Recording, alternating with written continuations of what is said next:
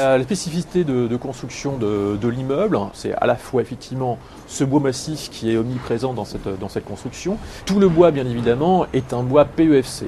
PEFC, ça veut dire en fait que le bois vient de forêts durablement gérées. L'objectif était vraiment de faire un immeuble à basse consommation énergétique. Donc déjà, en fait, il faut regarder l'orientation par rapport au soleil. Il n'y a aucune baie vitrée, aucune fenêtre du côté nord. Et par contre, tout est orienté est, sud et ouest. Et même l'orientation à l'intérieur des pièces, notamment les chambres, les salons, sont aussi en fonction de l'orientation du soleil. On a une isolation extérieure, c'est-à-dire en fait sur l'ensemble de ce bâtiment, on va venir mettre en fait un isolant complémentaire qui est en fibre de bois, qui va venir faire une espèce de manteau tout autour du bâtiment. Et comme ça, la maison est toujours chaude. Mais non seulement elle est chaude, mais aussi elle est fraîche en été. Parce qu'il ne faut pas oublier aussi éviter de mettre de la climatisation.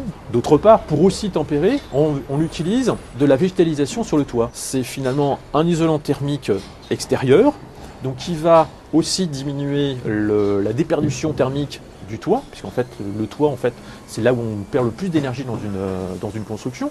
D'autre part aussi en été, il va permettre d'éviter que la toiture, notamment ici on a une toiture plate, ne monte trop en température. Chaque mur extérieur fait 20 cm d'épaisseur, 20 cm uniquement de bois, ce qui permet d'avoir une très bonne isolation thermique. Toutes les fenêtres aussi sont en bois. On va aussi faire très attention à un point essentiel dans la construction, c'est l'étanchéité à l'air. Si vous avez une mauvaise étanchéité à l'air, eh bien vous n'aurez jamais une bonne isolation. Parce que simplement, dans une maison traditionnelle, eh bien, l'ensemble des trous, c'est-à-dire en fait autour des fenêtres, autour des portes, mauvaise jointure des fenêtres, etc. Si on prend l'ensemble de ces trous, ben, ça constitue en gros une feuille grande comme ça, dans laquelle en fait il y a de l'air froid qui passe. Eh bien, l'étanchéité à l'air, c'est réduire en fait cette taille-là sur quelque chose comme ça, pour éviter justement d'avoir trop de déperdition.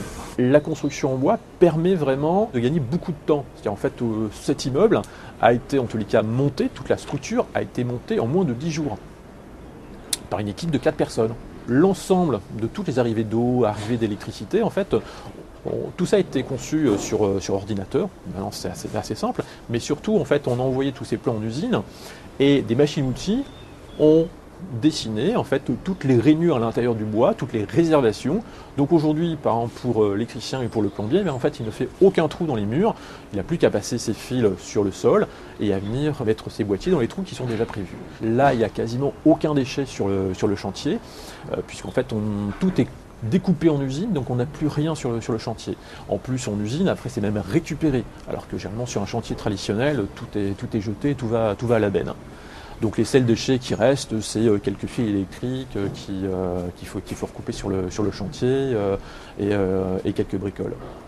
Deuxièmement, effectivement, on utilise une technique sèche, c'est-à-dire en fait on n'utilise absolument pas d'eau sur le chantier. Les difficultés majeures aujourd'hui pour construire à la fois de façon peu consommatrice d'énergie et en bois, c'est de trouver les entreprises qualifiées, parce que c'est quelque chose ce sont de nouvelles techniques, et à la fois de vieilles techniques qu'on a complètement oubliées.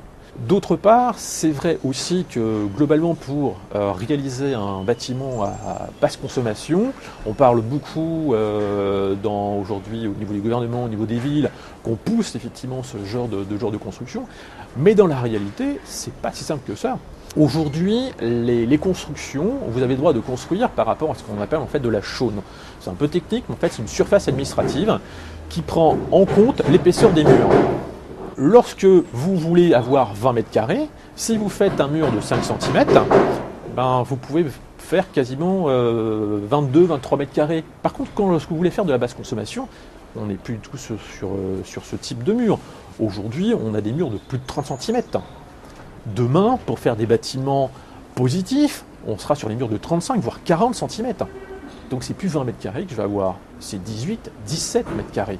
Quel que soit le type de construction, quels que soient les ouvrages que vous faites, vous êtes lié par des normes de construction. Aujourd'hui, sur le bois, ces règles ne sont pas complètement à jour, parce qu'aujourd'hui, dans aucun des TU, il y a réellement comment on doit et quelles sont les règles à appliquer pour construire en bois et construire avec ce genre de matériaux.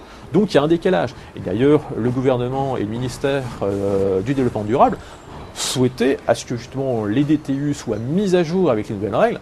Malheureusement, c'est toujours pas fait.